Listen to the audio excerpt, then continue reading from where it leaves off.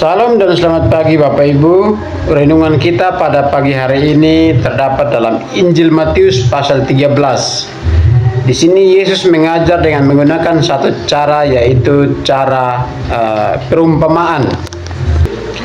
Di dalam kekristenan ada dua macam kelompok orang. Kelompok orang yang pertama adalah mereka yang ketika mendengar apa yang diajarkan oleh Yesus, maka mereka langsung mengerti apa yang diajarkan oleh Yesus itu.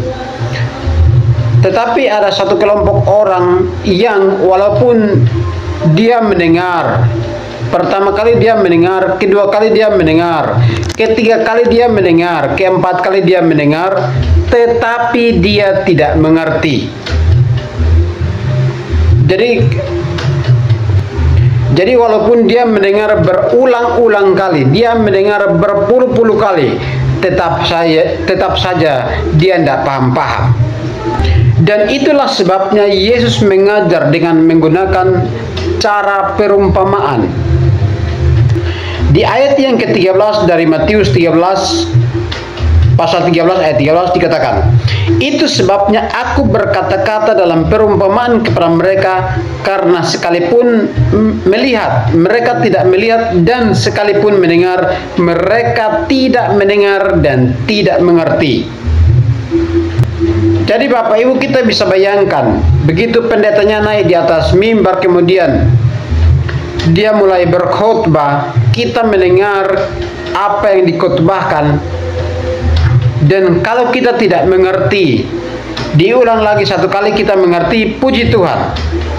Tetapi ada orang yang sekalipun dia mendengar berulang-ulang kali, dan sekali lagi dia mendengar berulang-ulang kali, dia tidak paham-paham, dia tidak mengerti, itu menjadi masalah.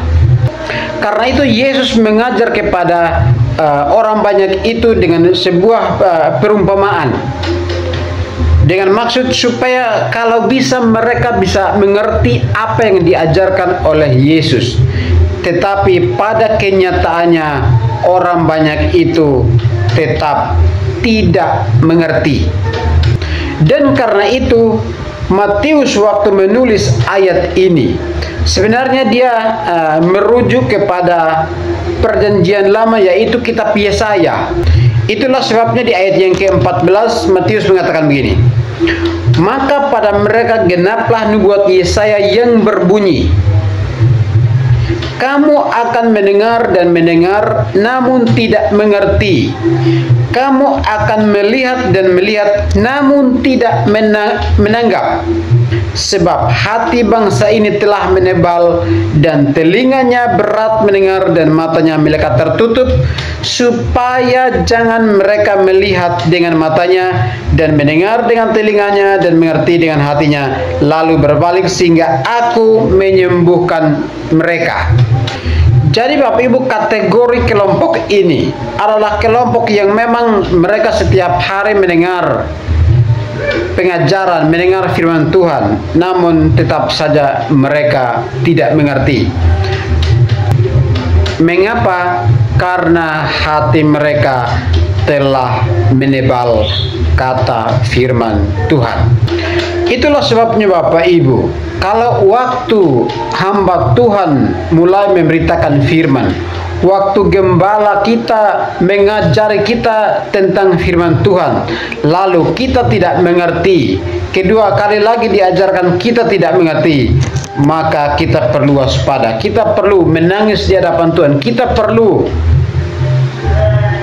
meminta pertolongan Tuhan, supaya Tuhan membuka mata hati kita, supaya Tuhan membuka penglihatan kita, terutama penglihatan secara spiritual, penglihatan kita dari dalam hati, sehingga kita dapat mengerti firman Tuhan yang disampaikan kepada kita. Dan karena itu biarlah kita menjadi kelompok orang yang mudah untuk mengerti firman Tuhan ketika firman itu diperdengarkan kepada kita, sehingga kita mampu memahami, mengerti, dan memahami firman Tuhan yang kita dengar, memahami firman Tuhan yang diberitakan kepada saya dan Bapak Ibu, dan firman itu terus kita pahami, dan sesudah kita pahami, kita menerapkannya di dalam hidup kita, sehingga firman itu tetap dapat bertumbuh dan berakar, sehingga kita menjadi orang-orang yang kuat, menjadi orang-orang yang kokoh di dalam situasi apapun.